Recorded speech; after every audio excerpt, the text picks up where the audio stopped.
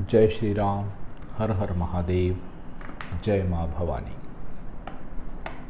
आज इस YouTube video के माध्यम से मैं अपने सभी हिंदू बंधुओं, माता भगिनियों को दो विषय पर संदेश देना चाहता हूँ।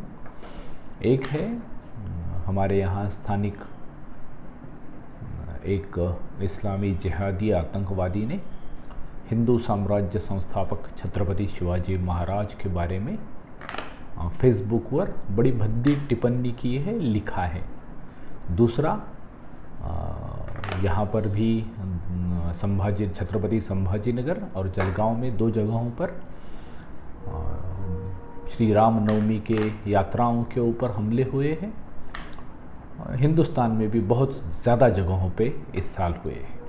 इन दो विषयों पर संदेश देना चाहता हूँ।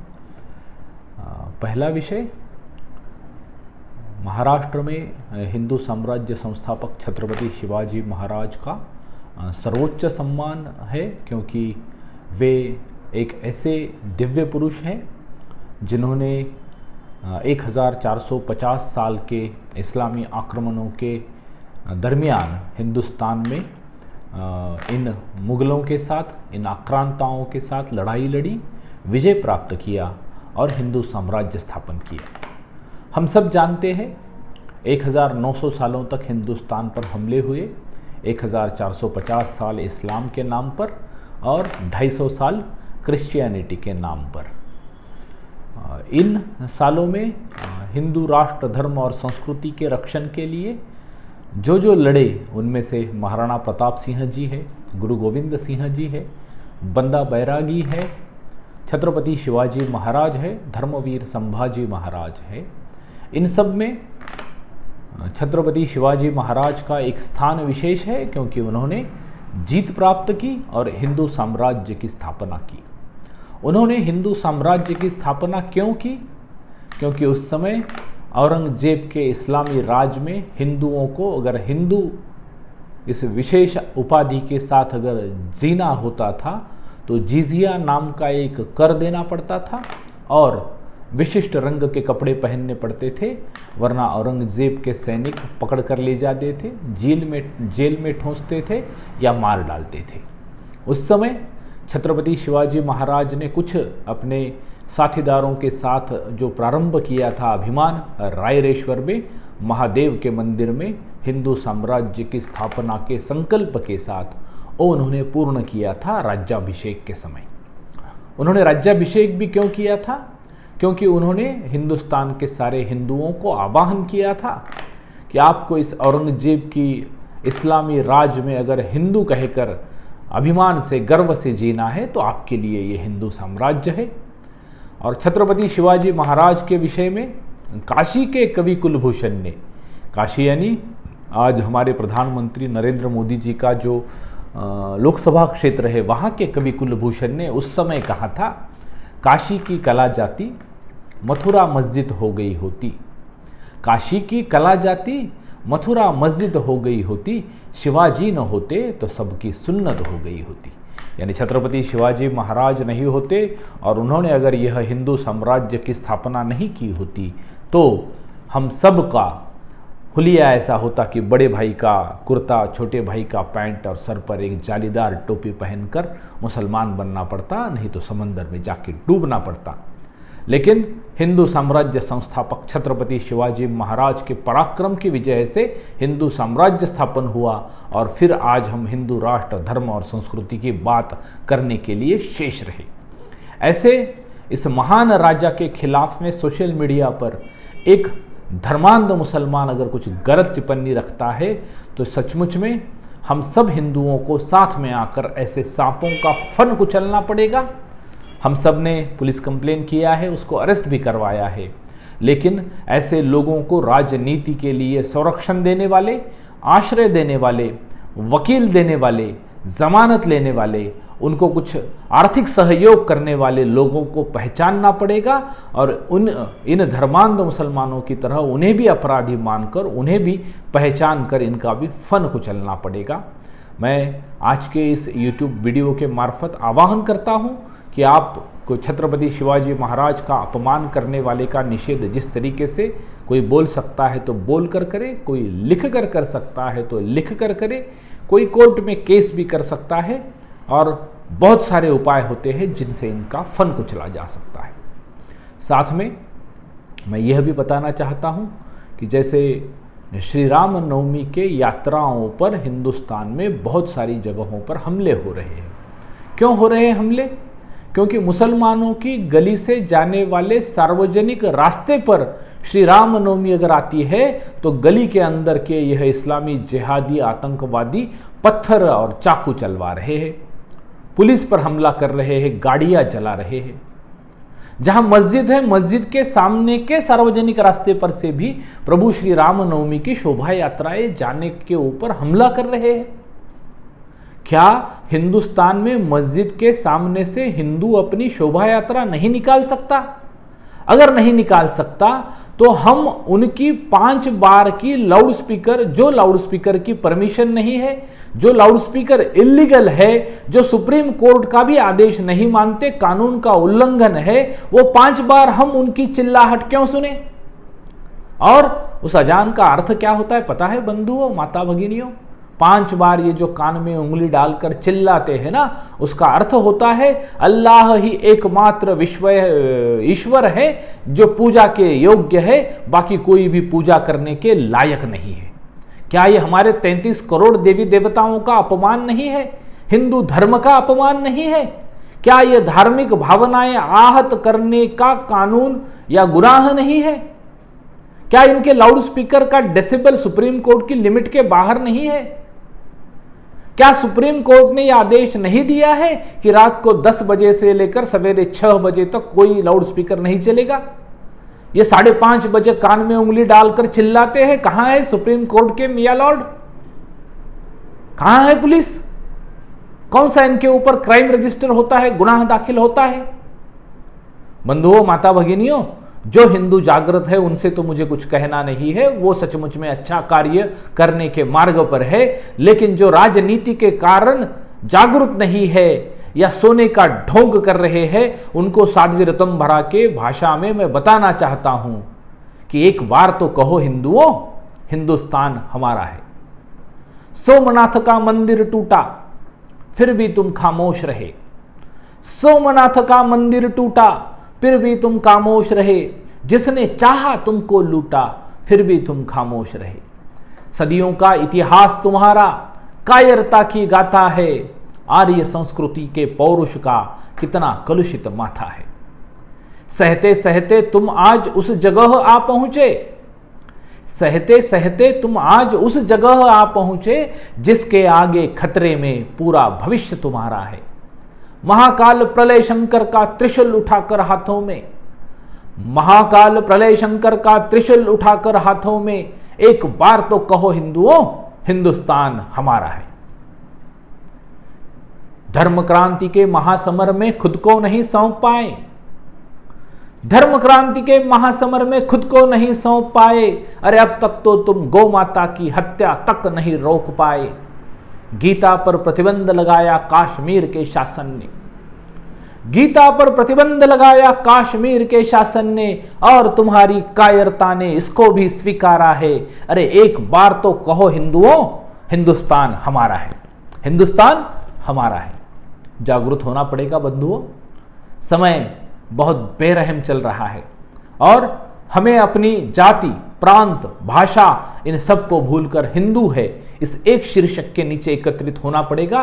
वरना हमने देखा है 1947 में 3 दिन कोलकाता में डायरेक्ट एक्शन के नाम पर सुरावर्दी नाम के वहां के उस समय के तत्कालीन मुख्यमंत्री ने सारे के सारे 52 पुलिस स्टेशन के पीआईज बदलकर मुसलमान किए थे और 3 दिनों तक हिंदुओं का सामूहिक नरसंहार किया था। आज उसी बंगाल में सुरावर्दी की जगह पर ममता बानो मुख्यमंत्री बनी है और वहां पर श्री रामनवमी के यात्राओं पर उसी तरीके से हमले हो रहे हैं। फिर से डायरेक्ट एक्शन के दिन आने के चिन्ह दिख रहे हैं। अगर हम आज जागरूक नहीं हुए तो कल बहुत बड़ा संकट गहरा होने वाला है।